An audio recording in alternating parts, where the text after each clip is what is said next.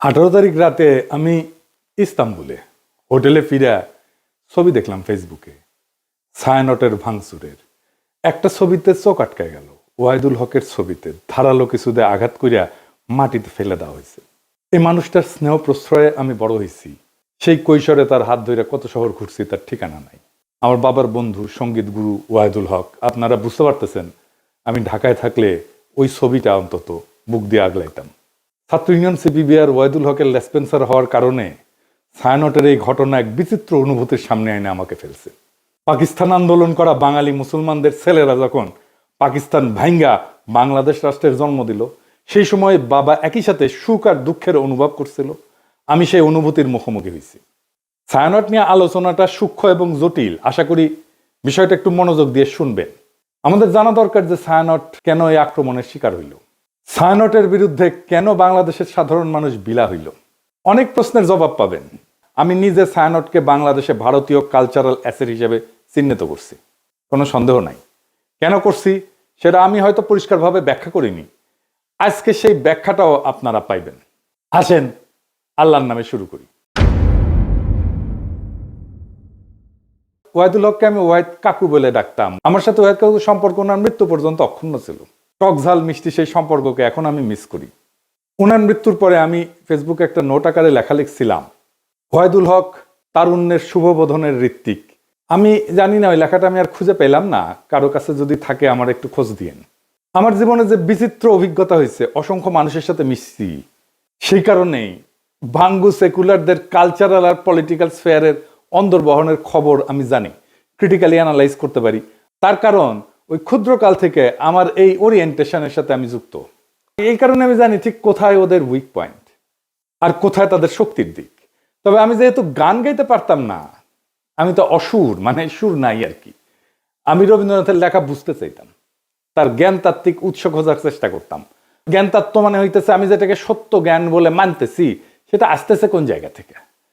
এই জায়গাগুলোকে বলা হয় জ্ঞানতাত্ত্বিক উৎস বা এপিস্টেমিক সোর্সেস, দর্শনের ভাষা। মানে এই গানটা কি বুঝায়, মানে ধরেন তুই ফেলে এসেছিস কারে মন মন রে আমার, তাই জনম গেল শান্তি পেলি না রে মন মন রে আমার।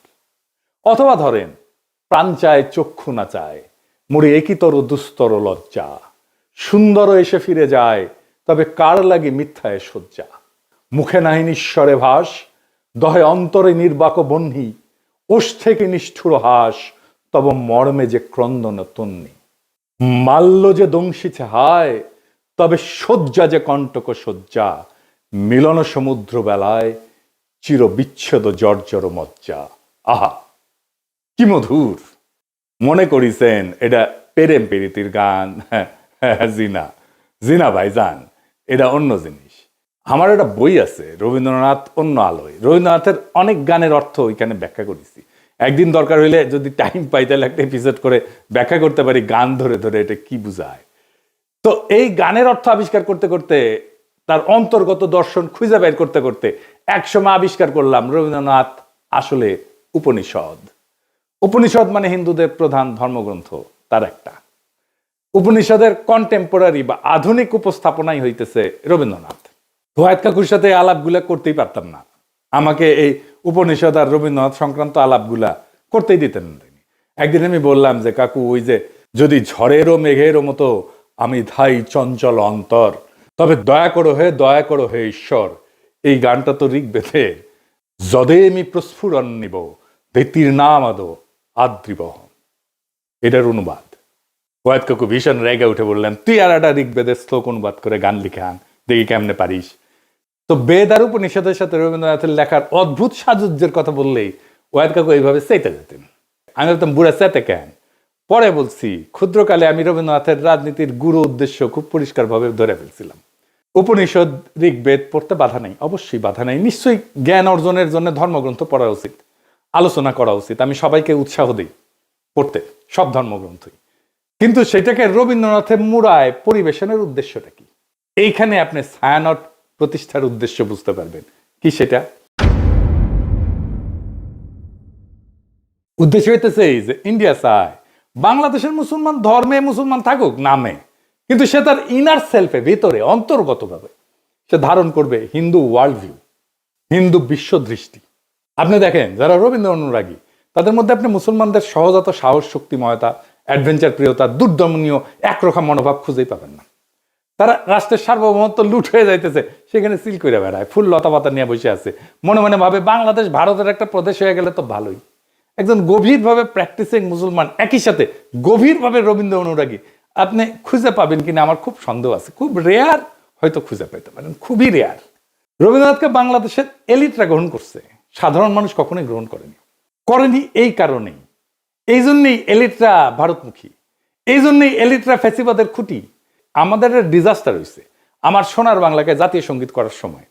রবীন্দ্রনাথকে পলিটিক্যাল আর সোভারেন প্রোটেকশন দেওয়া হয়েছে এবং তাকে পবিত্রতা দেওয়া হয়েছে এই জাতীয় সঙ্গীত করার কারণে।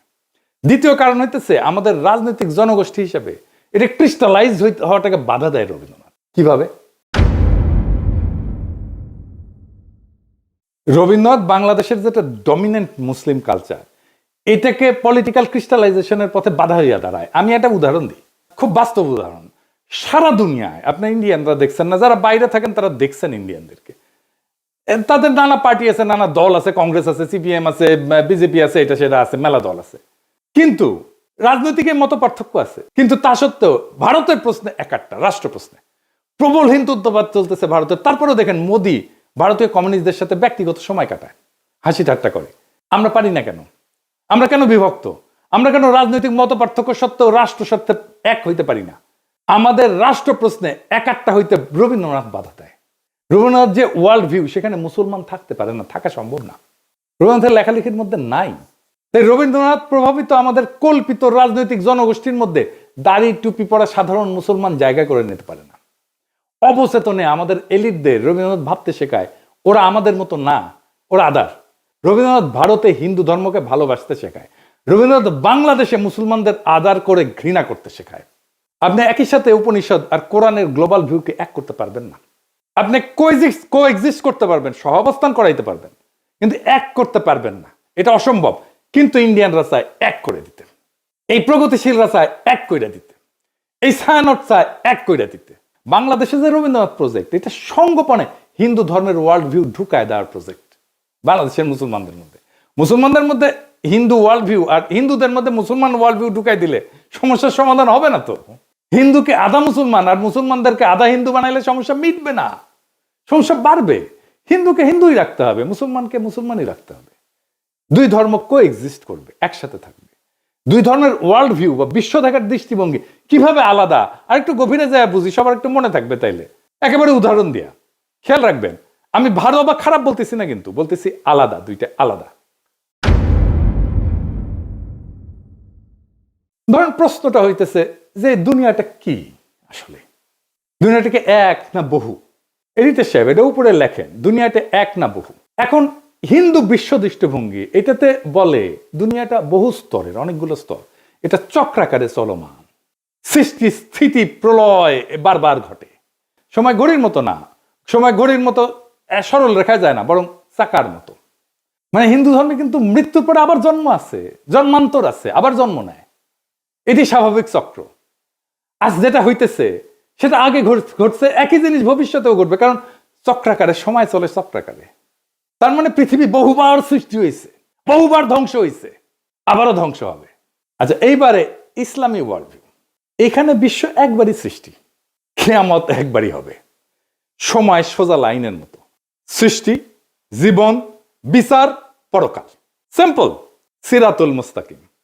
ইতিহাসের একটা শুরু আছে এবং শেষ আছে। এইবার আসেন মানুষ প্রসঙ্গে। মানুষ আসলে কে? মানুষ কি সোল, আত্মাটাই মানুষ, নাকি দায়িত্বশীল ব্যক্তিটা মানুষ?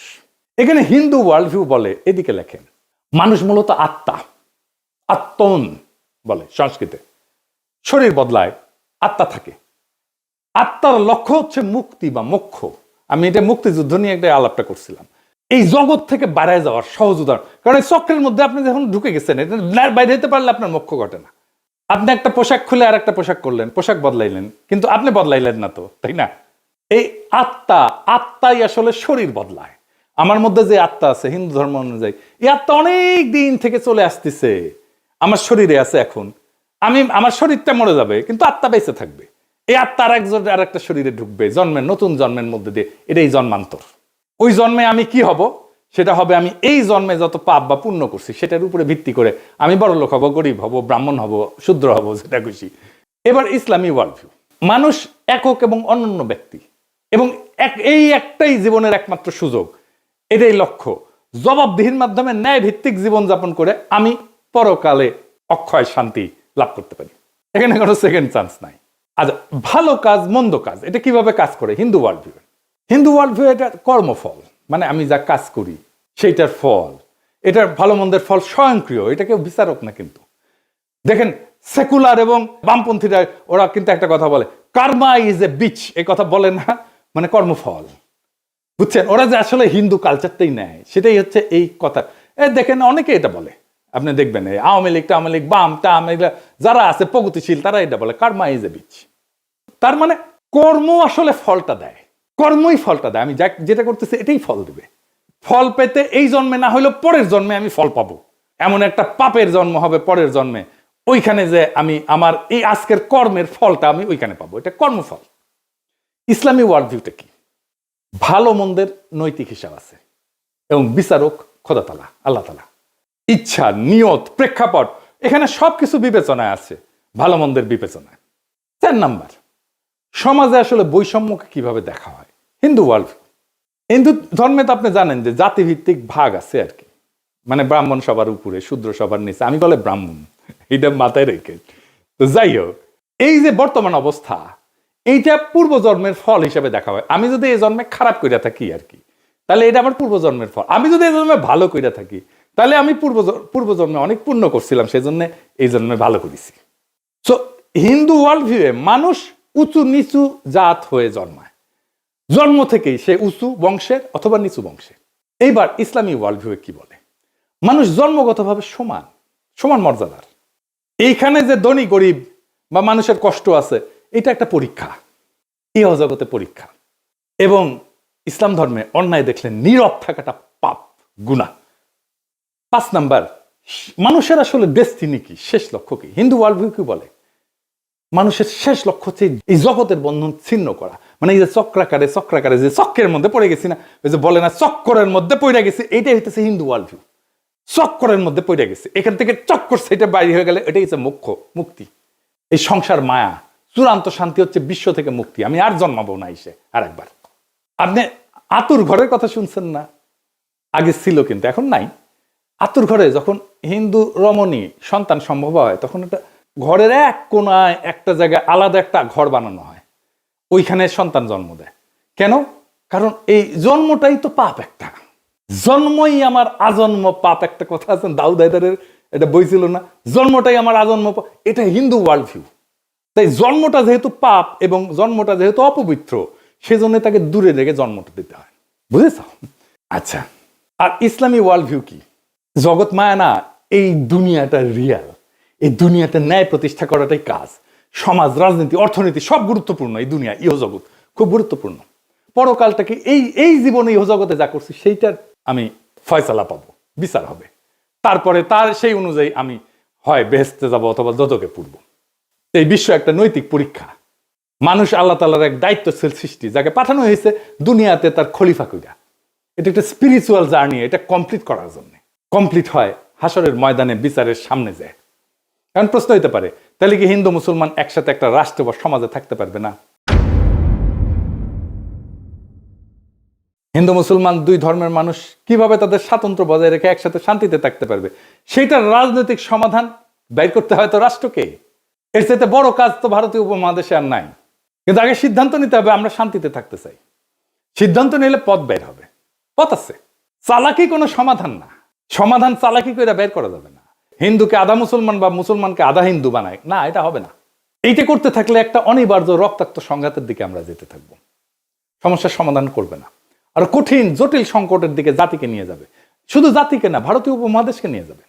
কিভাবে সম্ভব? একটা ছোট্ট উদাহরণ দিয়ে বলি। দেখেন, আমরা যে ধর্মই পালন করি না কেন, রাস্তায় ট্রাফিকের লাল লাইট দেখলে তো সব ধর্মের মানুষ দাঁড়াই, তাই না? বিবাদ হইলে তো একই আদালতে যায় সব ধর্মের মানুষ ফয়সালার জন্য, তাই না?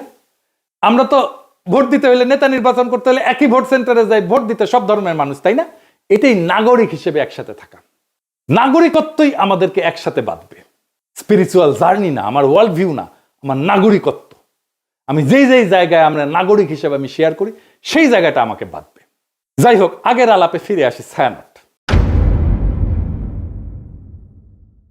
ছায়ানট নিয়ে বাংলাদেশের মানুষ চূড়ান্ত বিলা হয় 2018 সালে। হ্যাঁ, 2018 সালে যখন বাংলাদেশের মানুষের চোখে স্পষ্ট হয় মোদির সাথে ছায়ানটের সম্পর্ক। কেন ছায়ানটে হামলা হইলে মোদির বিজেপি বাঙালিদের জায়গায় উঠতে বলে? এটার উত্তর কি দেখছেন? ছায়ানটে হামলা, বাঙালিদের জেগে উঠতে বলল মোদির বিজেপি। কেন?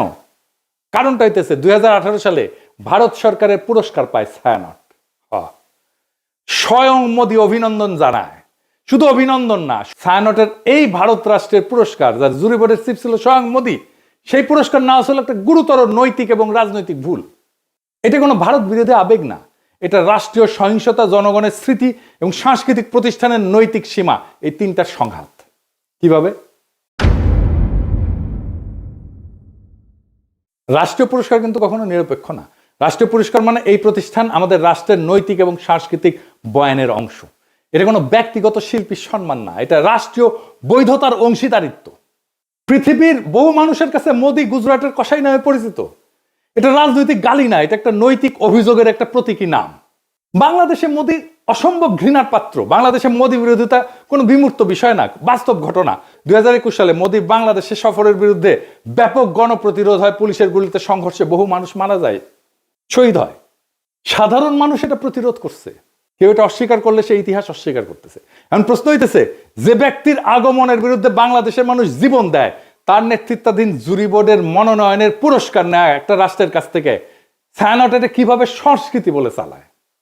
আর সেই রাষ্ট্রের কাছ থেকে, যেই রাষ্ট্রের বর্তমান সরকার মুসলিম নিধন, নাগরিক বঞ্চনাকে স্বাভাবিক করে তুলছে, কাশ্মীর থেকে দিল্লি সব জায়গায় এটা প্রমাণ আছে। এই দুই অবস্থান। এখন ছায়ানট তো বলতে পারেন আমরা রাজনীতি করি না, এ দাবি আর টেকে না। এই যুক্তিটা সবচেয়ে বড় ভণ্ডামি। কারণ রাষ্ট্রীয় পুরস্কার গ্রহণ করে একটা রাজনৈতিক কাজ। রাজনৈতিক ক্ষমতার কাছ থেকে সম্মান নিলে আপনি রাজনীতির ভেতরে ঢুকে পড়েন। রাজনীতি করি না বলার তখন সুযোগ থাকে না। রাজনীতি করি না বলার সুযোগ একদম শেষ হয়ে যায়। রাজনীতি না করলে ওই পুরস্কারটা প্রত্যাখ্যান করতে হয়, গ্রহণ করলে রাজনীতির দায় নিতে হয়। তো মোদি কেন ছায়ানটকে বন্ধু মনে করে বুঝতে পারতেছেন তো? এটা তো কোনো কাকতাল না। এই প্রশ্নটা সবচেয়ে ভয়ঙ্কর। মোদি ছায়ানটকে বন্ধু মনে করে কারণ ছায়ানট ভারতীয় সাংস্কৃতিক হেজিমনিকে বাংলাদেশে ফেরি করে। তারা সফট হিন্দুত্ববাদকে রবীন্দ্রনাথের মোড়কে উপস্থাপন করে বাংলাদেশে ফেরি করে। ছায়ানট তার একটা নিরাপদ সাংস্কৃতিক প্ল্যাটফর্ম হয়ে উঠছে, যাকে ভারত রাষ্ট্র তার মতাদর্শিক সফট পাওয়ার হিসাবে ব্যবহার করতে পারে, স্বীকৃতি দেয়। এইটাই তো বাংলাদেশের মানুষ দেখছে। তো ছায়ানট কি করতে পারত? পুরস্কার প্রত্যাখ্যান করতে পারত। ইতিহাসে অসংখ্য উদাহরণ আছে যেখানে পুরস্কার গ্রহণ না করাই নৈতিক অবস্থান হয়ে ওঠে, প্রত্যাখ্যানই প্রতিষ্ঠানকে সম্মানিত করে। ছায়ানট যদি বলতো বাংলাদেশের জনগণের স্মৃতি এবং রক্তের ইতিহাসের কারণে আমরা এই রাষ্ট্রীয় পুরস্কার গ্রহণ করতেছি না, সেটাই হইতো সবচেয়ে শক্তিশালী সাংস্কৃতিক বক্তব্য, সবচেয়ে বড় নৈতিক শিক্ষা, সবচেয়ে বড় আন্তর্জাতিকভাবে সম্মানজনক অবস্থান এবং দেশের মানুষের ভালোবাসা পাওয়ার রাস্তা। আপনি বাংলাদেশে কাজ করেন, মোদি কেন আপনাদের বাহবা দেয়? কেন দেয়? এই প্রশ্নের জবাব দিতে হবে না? বাংলাদেশের মানুষের সাথে আপনার কন্ট্রাক্টটা কি? সোশ্যাল কন্ট্রাক্ট কি? আপনি সমাজের রাষ্ট্রে কি অবদান রাখছেন, একটা প্রতিষ্ঠান করছেন, বাংলাদেশের সাথে আপনার কন্ট্রাক্টটা কি? বাঙ্গু সুশীলদের সফট হিন্দুত্ববাদের দীক্ষা দিচ্ছেন, আর যে রাষ্ট্রেরা মানুষের মৃত্যুর স্মৃতিতে বাংলাদেশে ঘৃণার প্রতীক, তার হাত থেকে সম্মান নিচ্ছেন। লজ্জা লাগে না? সমাজ তো হঠাৎ করে পাগল হয়ে যায়নি, মানুষ হঠাৎ করে সংস্কৃতি বিরোধী হয়ে ওঠেনি। এটা জমে থাকা একটা দীর্ঘ বিচ্ছেদের বহিঃপ্রকাশ। বাংলাদেশের মানুষ এমন ছায়ানট চায় যে তার দুঃখে কাঁদে, তার স্বপ্নে সহযাত্রী হয়, তার কল্পনার ভাষা হয়ে ওঠে। বাংলাদেশের মানুষ এমন ছায়ানট চায় যে মোদির অখণ্ড ভারতের কল্পনাকে রবীন্দ্রনাথের সুরে ঢেকে দেয় না, বরং সুরে ফেলে দেয়। যদি ছায়ানট নিজেকে সেইভাবে পুনর্গঠন করতে পারে, জনগণের স্মৃতি, ক্ষত আর আকাঙ্ক্ষার পাশে দাঁড়াইতে পারে, তাইলে ছায়ানট আবার উঠে দাঁড়াবে। আর যদি তা না পারে, যতই মানববন্ধন করেন, গান আর প্রতিবাদ করেন, ইতিহাস তাকে ভাঙবে না, মানুষই তাকে ছেড়ে যাবে। আপনি ছাত্রই পাবেন না, কেউ আর গান শিখতে আসবে না, কেউ আর সেখানে নিজের স্বপ্ন খুঁজবে না, কেউ নিজের কল্পনার সাথে ছায়ানটকে জুড়বে না। আপনার কালচারাল লেজিটিমেসি কোলাপস করতেছে। কারণ সংস্কৃতি টিকে থাকে মানুষের ভালোবাসায়, মানুষের মধ্যে, গণমানুষের মধ্যে, রাষ্ট্রের বাহবায় না। আপনারা তো জনগণকে হারায় ফেলছেন, ভারতকে পাইছেন, জনগণকে হারায় ফেলছেন। যে সংস্কৃতি জনগণকে হারায়, সে শেষ পর্যন্ত কালের অন্ধকারে হারায় যায়। এটাই ইতিহাসের সত্য। এই সত্যই শিখাইছে আমাদের জুলাই বিপ্লব। ইনকিলাব জিন্দাবাদ।